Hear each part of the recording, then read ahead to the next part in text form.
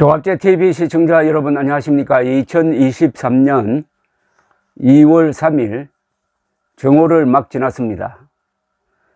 안철수 국민의힘 당대표 경선 후보의 선거대책위원장인 김명우 전 의원은 포천 출신으로서 3선을 한 분입니다. 현역 기자 생활을 한 10여 년 했고, 새누리당 집권 시절에는 국회 국방위원장을 했습니다.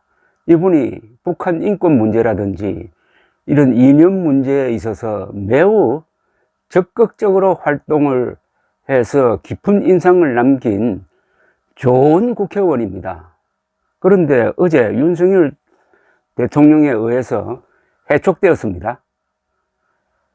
윤 대통령 측근 세력이 김명우 씨를 규탄한 상황이 윤 대통령의 이 결정에 영향을 끼쳤을 것으로 보입니다. 그런데 하나 이상한 것은 윤 대통령이 최근에 배제한 나경원 그리고 김명우 두 사람은 문재인 정권과 가장 치열하게 싸웠던 의원이란 점입니다. 어떻게 이런 사람 둘을 골라가지고 저렇게 감정적으로 자를 수가 있는지 어떤 면에서는 신기하기도 합니다. 혹시 윤 대통령 곁에 좌파 프락치가 있는 게 아닐까 하는 생각이 들 정도입니다.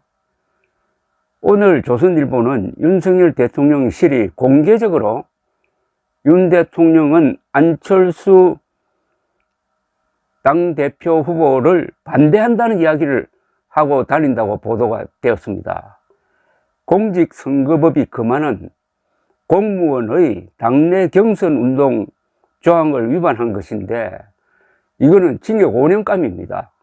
실제로 2018년 윤석열 중앙지검장 산하의 검찰이 박근혜 전 대통령을 2016년 총선 공천 개입 혐의로 기소해가지고 징역 2년형을 선고받도록 한 적이 있습니다. 미스터리 중에 미스터리입니다. 어떻게 문재인 정권과 앞장서서 싸웠던 두 사람, 나경원, 김명우 두 사람을 이렇게 비정하게 또 비상식적으로 몰아낼 수 있는지 윤석열 대통령이 정말 정치를 잘못하고 있다는 생각이 듭니다. 정치라는 것은 인사입니다. 즉 사람을 다루는 일입니다. 여기에서 실패하면은 모든 것이 끝납니다. 그런데 한국의 보수 정치인들은 정치에서 실패하지 않은 사람이 거의 없을 정도입니다. 우리 보수가 정치를 배워야 하는데 정치의 기본이 이념입니다. 이념 무장이 안 된 사람이 보수를 자처해가지고 정치를 하면은 그 결과적으로 좌파를 도와주는 일이 비일비재합니다. 우선 제가 오랫동안 기억하고 있었던 김명우 전 의원에 대해서 좀 이야기를 하려고 합니다. 김명우, 나경원 두 사람 변호라도 해야 되지 않겠습니까? 두 사람은 좋은 제목입니다. 저런 사람을 갑자기 만들어낼 수가 없습니다. 2019년에 나경원 원내대표가 광화문 광장에서 그리고 국회에서 얼마나 치열하게 싸웠는지 그때 검찰총장으로서 정권의 핍박을 받고 있던 윤석열 검사도 아마 나경원 당시 원내대표를 존경하는 마음으로 바라보지 않았을까 하는 생각이 듭니다. 그런데 어떻게 이렇게 됐느냐? 윤석열 대통령은 곁에 있는 사람들 잘 살펴야 합니다. 그런 사람들이 충성할까요? 윤석열 대통령이 잘 나갈 때야 다 충성하죠. 위기에 처했을 때 충성할까요? 2016년에 새누리당 집권 시절이죠. 박근혜 정부 시절입니다. 연세대 류석춘 교수가 19대 국회의원 입법 공동 발의 네트워크 분석이라는 걸 발표를 했습니다. 이 요지는 뭐냐 하면은 새누리당 의원들이 정부의 경제 활성화 및 안보 역량 강화 노력에 호응하기는커녕 국가 경제와 안보의 발목을 잡는 야당의 이념 편향적 법안 발의에 적극 동조해왔다는 것이었습니다. 새누리당 의원의 탈을 쓰고 야당 좌파 정당 편을 들었다는 겁니다.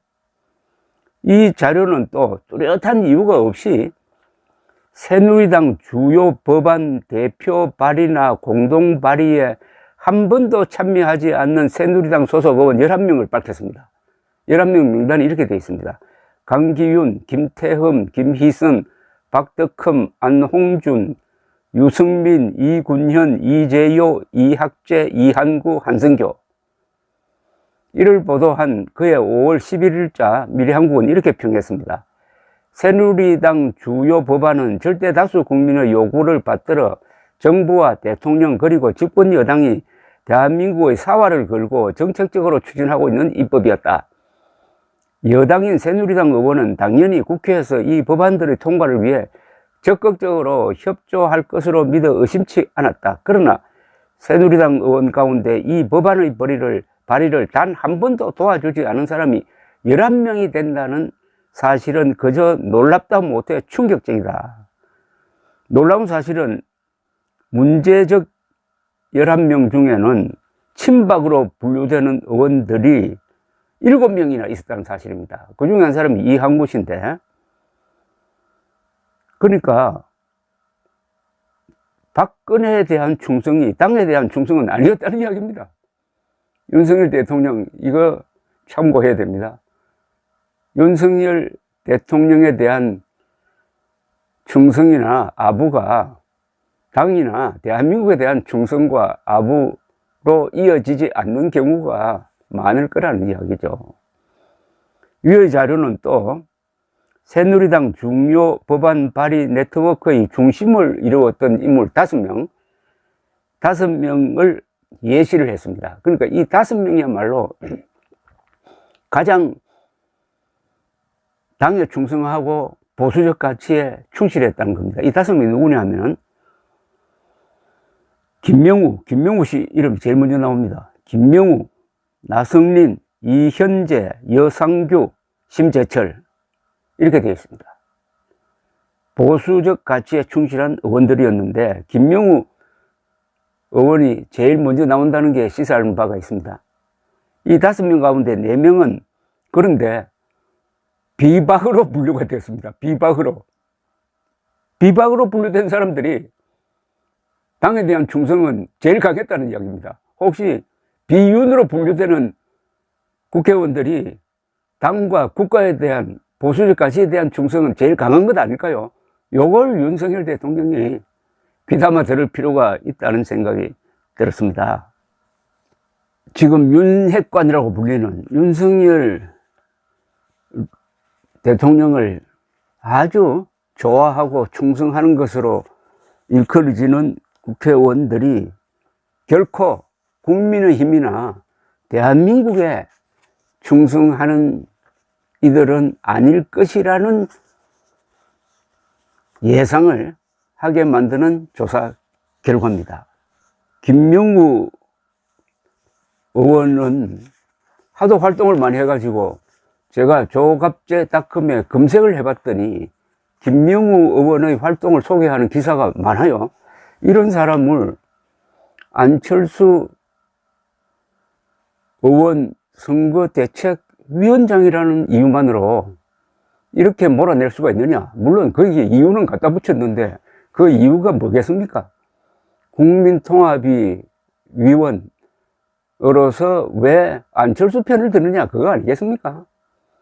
그게 뭐 부적절한 발언을 했다 그런 데 있는데 김명우 전 의원의 설명에 의하면은 국민통합위 위원은 잠시 보류하고 이 일을 한 다음에 다시 복귀하기로 했다라고 김한길 위원장에게 양해를 구했다는 겁니다. 똑같은 기준으로 말할 것 같으면 장제원 의원이 반윤이라는 프레임을 만들어가지고 반윤이 없는데 반윤이 있다고 해놓고 나경원 씨를 반윤의 우두머리라고 규탄한 것은 그거는 제재 대상이 아닙니까? 2018년 10월 5일 더불어민주당 이해찬 대표가 방북을 해가지고 기자들과 만났을 때 평화체제가 되려면 국가보안법 등을 어떻게 할지 논의해야 한다고 한 데 대해서 김명무 의원이 이런 글을 썼습니다. 이해찬 대표는 남로당의 박헌영인가? 이 대표가 국가보안법 철폐까지 언급했다고 하는데 망언 중의 망언이다. 북한 지도부와 손잡고 사회주의 혁명이라도 하자는 건가? 라고 했습니다. 이해찬 대표가 안동춘 북한 최고인민회의 부의장 등을 만나 우리가 정권을 뺏기면 남북 교류를 또 못하기 때문에 제가 살아있는 한 정권을 절대 안 뺏기게 단단히 마음먹고 있다고 한 발언에 대해서도